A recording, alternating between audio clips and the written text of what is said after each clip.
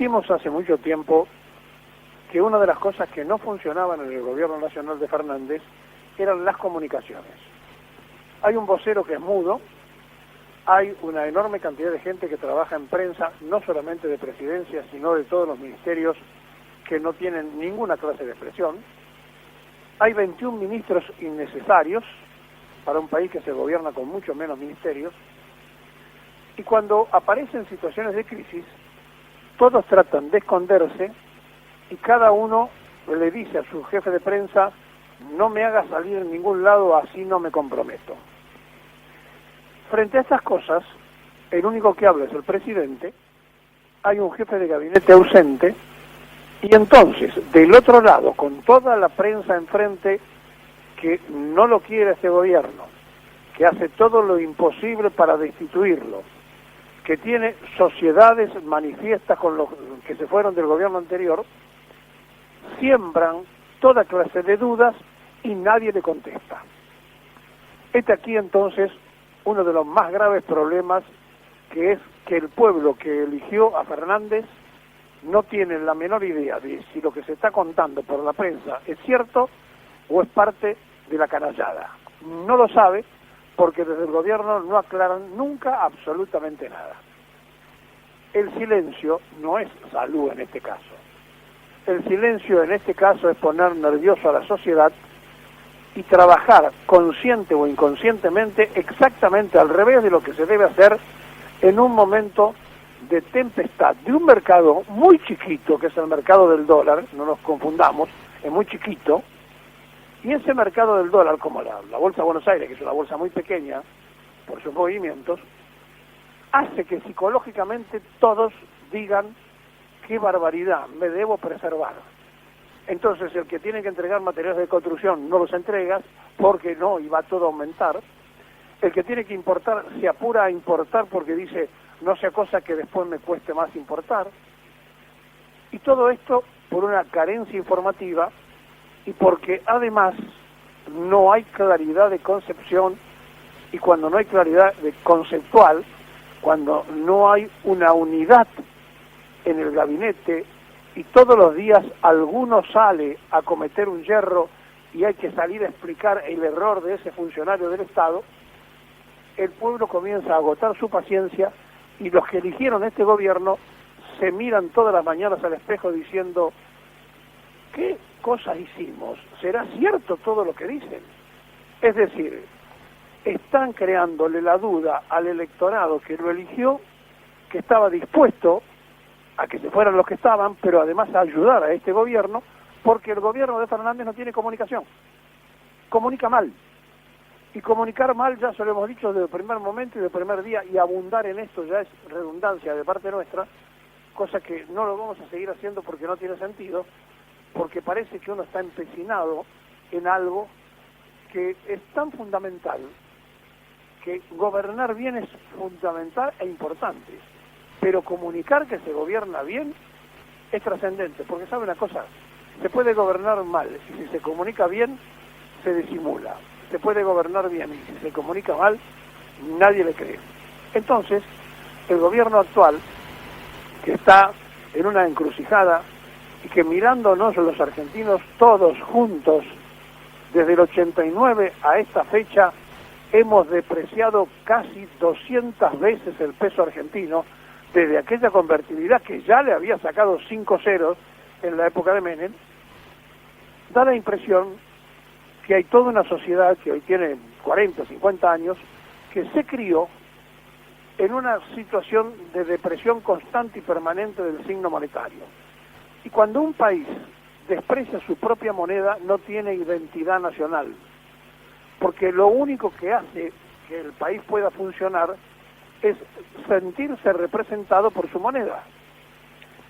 Pero además, cuando se canjea la representatividad por una moneda que no se imprime en la Argentina y que tiene su propia historia de la trampa y que la hacen en otro lugar, uno termina entonces haciendo concesiones graciosas a la dependencia, y vienen con 4 de esos pintados de verde y se quedan con parte de todo el trabajo argentino de generaciones. Hemos hecho un desastre en menos de 30 años con la moneda nacional, por no contarle los desastres que hicimos antes. Aquí que frente a esta disyuntiva, lo que queda es colocar gente que pueda explicarle a la sociedad de qué se trata. Está mudo el jefe de gabinete, está mudo el vocero, hay un señor que cobra de vocero presidencial, no habló nunca. Entonces, en esta Argentina de la mudez oficial y de la exageración del habla de la oposición, con una prensa canalla que saca banderas, es muy difícil tratar todos los días de explicar qué cosas están bien y qué cosas están mal, porque hay una aplanadora del otro lado que convence a la sociedad que este gobierno no tiene rumbo, no tiene timón, no tiene proyectos, no tiene planes. Es decir, todos los días se desgasta un poquito más. Entonces, se dan el gusto de decir que van a cambiar ministros, que le dan plazo al ministro de Economía, que hay que cambiar al otro, que hay que cambiar a este. Ahora, la sensación del lado de los que queremos que acierten es de orfandad. Nos encontramos abandonados porque no hay quien salga a comunicar desde el gobierno las cosas. Y entonces, cuando hoy en Visiones el presidente vuelva a hablar de la cuarentena, la gente va a apagar el televisor y la radio porque está cansado de escuchar que hay que cuidarse, y por el otro lado se da cuenta que se vuelcan a los precios, a la codicia, a la especulación, lo de la timba financiera con una moneda gringa a 190 pesos y que a nadie le importa, y donde suben los precios todos los días y nadie lo controla, y donde el ministro de Producción está callado, y donde nadie habla acerca de cuáles son los proyectos de control de precios y mucho menos del control de divisa. Si es ilegal y si hay una timba financiera ilegal y no se combate la ilegalidad, y si la suba de precios es ilegal porque hay precios máximos que no se respetan o precios cuidados que no se respetan, estamos en la ilegalidad permanente. Fracasa el Estado, la administración del Estado, que es el gobierno de turno, porque no está haciendo lo que se debe hacer. ¿Qué tenemos que esperar? ¿Qué cosas hay que esperar para que no se vuelquen a los precios la psicosis que tenemos como argentinos de decir aumenta el dólar paralelo, aunque nadie tenga el dólar, el carnicero, el verdulero, el de enfrente, el pintor, el que pasa precios para arreglar el parqué de la casa, le dice yo aumento por la duda? Se desvirtúa la realidad todo el tiempo y no se hace nada. Pero no se hace nada no para controlar la moneda norteamericana, no se hace nada para informar y para desactivar las bombas de tiempo, porque si con las medidas que se toman no se puede resolver la carrera, hay que denunciar quiénes son los que mueven la estantería. El gobierno sabe quiénes son los que compran y venden y hacen todo este desfasaje. Miren, uno de los últimos que se fue a vivir al Uruguay es Gorro Patel. El hijo de Gorro Patel era funcionario de Macri y además hizo grandes negocios con la soja y es uno de los que no liquidó. ¿A dónde se va a poner domicilio fiscal? Al Uruguay. Como tantos otros grandes terratenientes que se van ahora a usar el domicilio fiscal del Uruguay, pero la prensa argentina está preocupada para averiguar por qué no hay turismo en Uruguay.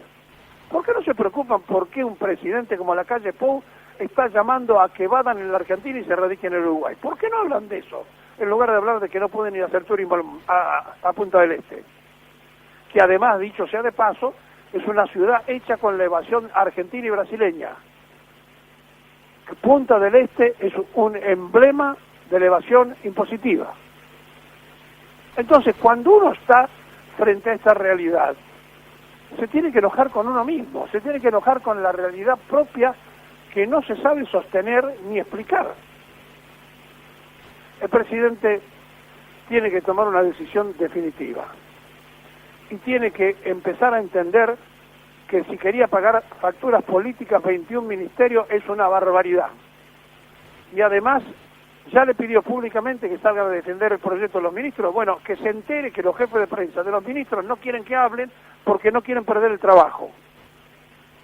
Que se enteren entonces que hay contradicciones todo el tiempo y que cada ministro hace lo que le parece. ¿Sabe el presidente que Rossi quiere que no haya escuelas en la Antártida? ¿Sabe que el ministro de Defensa hizo eso o no lo sabe? ¿Está enterado de esa realidad Fernández y está de acuerdo en todo caso? Nadie contesta. No sale el ministro de Defensa a decir, no es cierto, mire, es provisorio por el COVID. O está haciendo lo mismo que de la Rúa, que quería cerrar las bases para dejarse la servida a los ingleses. ¿A dónde estamos? ¿Cuál es la realidad? No lo sabemos, no se informa oficialmente. Miren, la verdad, ni Radio Nacional, ni ATC o Canal 7, ni Radio Nacional cumplen ninguna función para informarle a la sociedad de las obras de gobierno. Agata, la agencia Tela, hace el esfuerzo de difundir algunas cosas. Esta Argentina sin difusión es una Argentina en manos de la prensa canalla. Y ya que estamos hablando de esto, miren, dos negocios periodísticos, uno con el Diario de Paraná, que fundó el padre de los Echeverre, y otro con el Diario Mitre, y junto con la familia de los Macri, son tres ejemplos de qué manera el liberalismo en la Argentina muestra en su interna familiar el egoísmo propio de cómo viven los amarretes de la economía frondosa, ícono del liberalismo, podríamos llamarlo. Bueno, ya todos saben, porque se hizo popular, que Mariano Macri, hermano menor, hace denuncias en un libro que va a aparecer ahora, de todos los desastres que hizo Franco Macri, y su padre, cuando se llegó de Roma, con una mano atrás y otra adelante, logró esposarse con Blanco Villegas, heredera de una de las fortunas más importantes de Tandil, que dicho sea de paso, después nos vamos a encargar de Tandil, donde gobierna un radical que es médico y dijo que no vaya que hacer caso a la fase. Bueno, Tandil está al borde del desastre, no tiene más camas. Bueno, volviendo. Se casa con Blanco Villegas, tiene los 5 hijos y a partir de allí nace toda una historia de traiciones, de miserias y demás que terminan ahora despojadas y publicadas en un libro de próxima aparición. Bueno, es una parte de la familia Macri. Pero el otro caso de Bartolomé Mitre, quinta generación del presidente argentino, dueño de La Nación, un diario fundado allá por 1870, resulta que ese descendiente de la quinta generación se casa 2 veces. En el segundo casamiento nace Esmeralda Mitre, es decir, la hija que está enfrentando a los otros 3 hijos de otra madre, y esta chica dice que su padre, antes de morir, llorando, le confiesa que a su madre, o sea, no al primer matrimonio, sino al segundo matrimonio, le había escondido una cuenta en el Credit Suisse multimillonaria y que se arrepintió el padre y le contó detalles de esa cuenta, etcétera, etcétera. Bueno, una puja familiar por el dominio. 3 hijos de una madre contra una hija de otra madre y el mismo padre. ¿Qué está en juego? La fortuna de los Mitre, que algunos dicen que es chica y otros dicen que es muy grande. No importa, pero está en juego esto. Por el otro lado, vale la pena tener presente que Luis Félix Echeverría había fundado el Diario de Paraná, hizo mucha plata con el campo desde el diario. 7 veces el padre de Echeverría fue presidente de ADEPA, y bueno, la realidad es que su hija Dolores, de 51 años, está reclamándole a Luis Miguel, a Luis Ángel, Luis Miguel, el que fue el ministro de Macri, porque resulta que su hermano también está manejando la fortuna y dejándola fuera a ella. Ella es la que cede una parte del campo para que ocupen, bueno, toda una cuestión de actualidad que hoy está en toda la prensa, entre aquellos que dicen que están los ocupa y otros que dicen no. La señora que es heredera cedió la parte de su campo para hacer explotación a los campesinos que están pidiendo. 3 familias, la de los Echeverre, la de los Mitre, que hicieron fortuna los dos con diarios liberales, fortunas de campos y demás, y la de Macri, que hizo fortuna como proveedor del Estado. Graves problemas familiares en los 3. Cuando la codicia presenta estas batallas en los que son los íconos del liberalismo, uno se da cuenta qué cosas pueden representarnos estos unitarios liberales y qué cosas pueden ofrecerle a la Argentina si viven la propia miseria interna. Porque como no estamos en condiciones de juzgar la moral de nadie, simplemente decimos que enterándose un poco de la vida de Mitre, un poco de la vida de Franco Macri y su descendiente, un poco de la vida de los Echeverri y su descendiente, nos damos cuenta de cuáles son los pensamientos del liberal. Primero, la codicia; segundo, ser amarrete; tercero, distribuir poco; y cuarto, el dinero me da el poder. Sepan todos que nacemos desnudos y nos vamos desnudos. Ni los Macri, ni los Echeverri, ni los Mitre se van a llevar nada de este mundo puesto.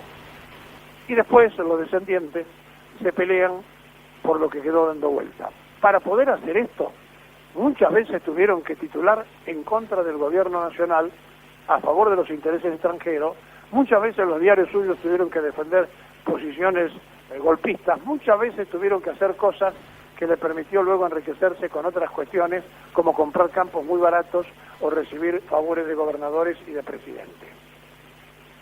Estamos en el medio de un gran debate. Un gobierno que no comunica, una oposición que está al borde de ir al asalto por el Estado, y familias representativas de ese sector golpista que ni siquiera se aguantan una radiografía interna. La Argentina hay que mirarla completa. Mientras tanto, una gran porción del país pide simplemente tierra, techo y trabajo.